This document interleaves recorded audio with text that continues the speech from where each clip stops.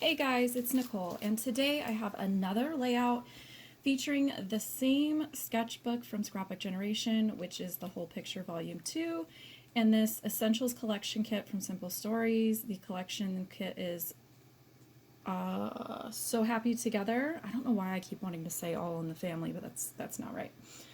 I am doing a pretty good job sort of chugging my way through this collection kit. So I decided to kind of pull the band-aid off and basically give myself a kind of working title as far as a video series here. That way I can kind of put everything in a playlist for you guys if you're looking for everything that kind of goes along with this process of pairing this sketchbook with this collection with a large group of photos and just kind of seeing how far I can get with it. This particular layout is, I believe, based on sketch number 10 from the sketchbook. And I am going to apologize. There's probably going to be annoying background noises in this video.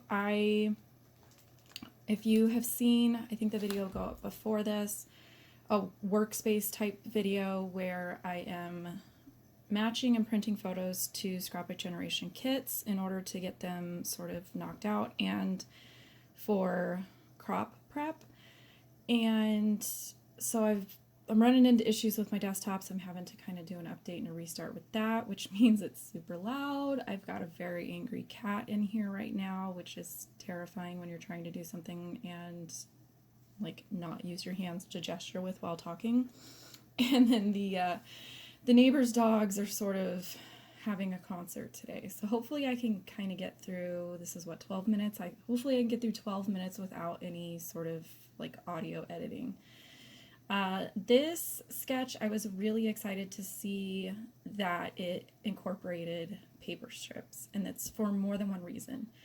To go a little bit back in my train of thought here for a second, I have mentioned many times when I'm matching photos to Scrapbook Generation kits and or sketches, I will take my group of photos, figure out how many am I trying to use, how many of them are portrait, how many of them are landscape, then go looking at the orientation that I am seeing on sketches or kits. And then I try to find something that will work for my photos. Now, I will sort of allow myself a little bit of wiggle room in the sense of when I'm looking at horizontal versus portrait, because I know that in a large horizontal photo block, I can put two smaller portrait photos. Vice versa, when you're looking at a large portrait, you can put two small horizontal photos. So in this instance, I went ahead and was able to add an extra photo in here because I sized them to fit two onto a 4x6 canvas. I did stick very closely to the sketch. Again, I was excited to see that my photos were going to fit, but that it was also a layout that featured strips. Reason number one being that the strips are going to allow me to continue to use my favorite patterns, which are running low, and incorporate some of the ones that maybe are not my favorite and that I can just kind of stick in there in smaller doses. I was also able to use up all, but I think one, only because it wasn't in the pile when I was doing it, I was able to use up pretty much all of my manufacturer strips because I think I showed this in the video, 2 videos ago, where I was basically showing what was left over. And I talked about not throwing away the branding strips because Simple Stories usually prints a preview of the pattern on the branding strip, and you get about 8 inches of each one on either side, and it's opposite side to where you can cut it in half and get 2. So I started with those, and knowing that some of this stuff was going to be covered up by a photo, I was able to kind of cut it in the middle, separate it, and have a gap behind my photo to where it's going to look like that paper is longer than it actually is. And I just kind of arranged them in an order that I liked. I did roughly follow the sketch as far as sort of how they had arranged their paper strips.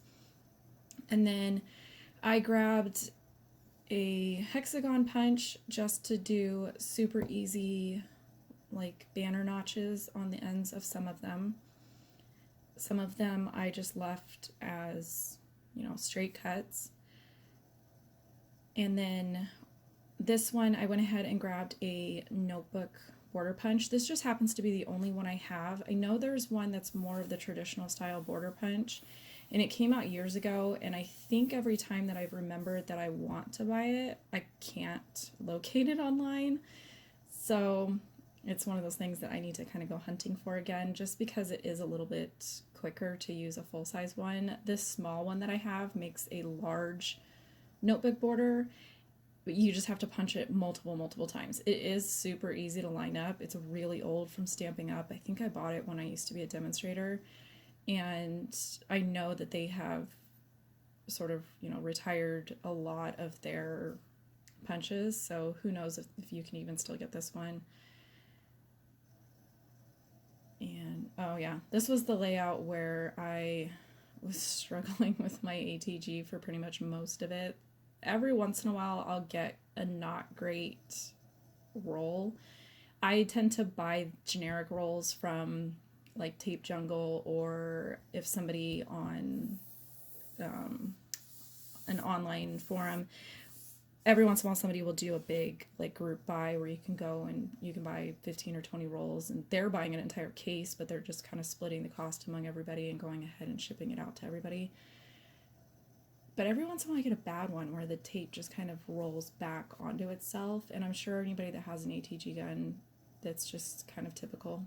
Kind of happens, but you deal with it, I guess. Again, these sketches, I've mentioned it before, are some of my favorites because of how quickly they go.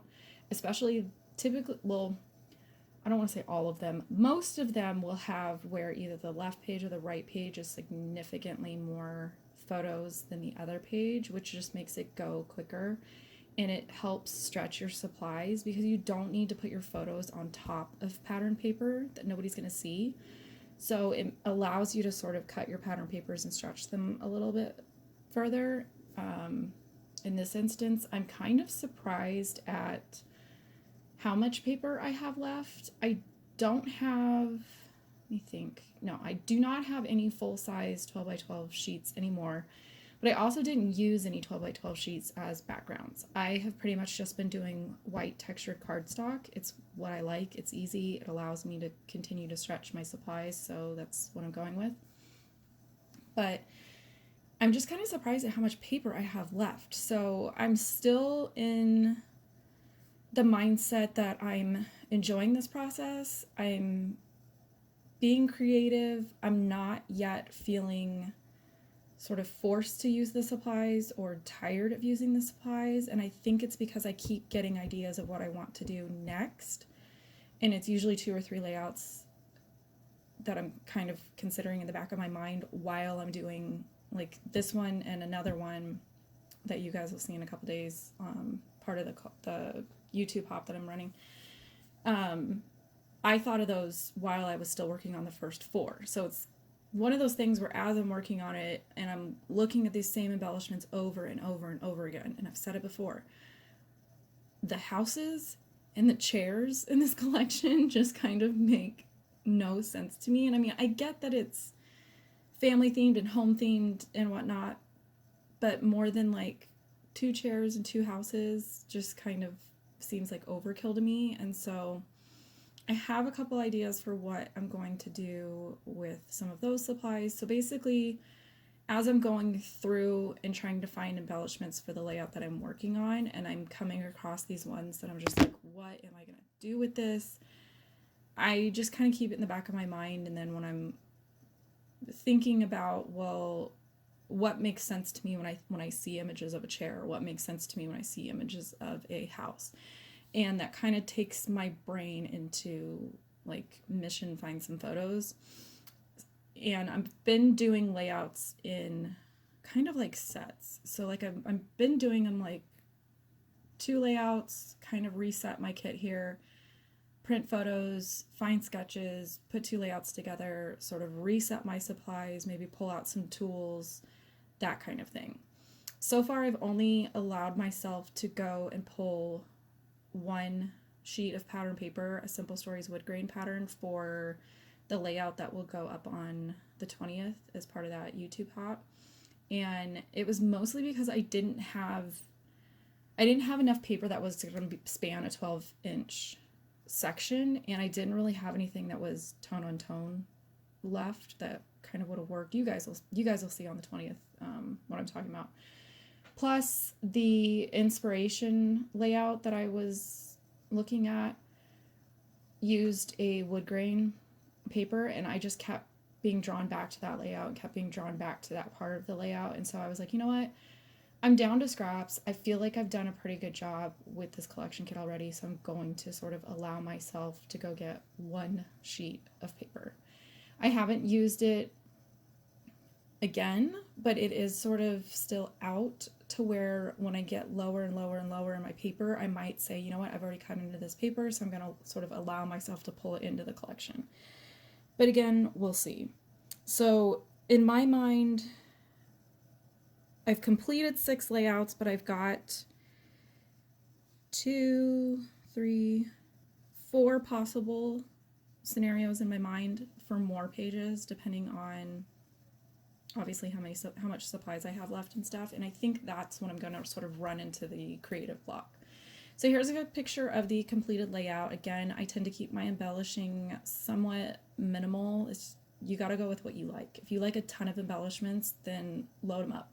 If you like minimal amount of embellishments, then stretch those suckers out. Like, do what works for you. That's sort of my mantra, basically. But as always, I appreciate you guys stopping by, watching my videos, leaving comments, leaving thumbs up. I love participating with you guys down in the comments, and I will catch you on the next video.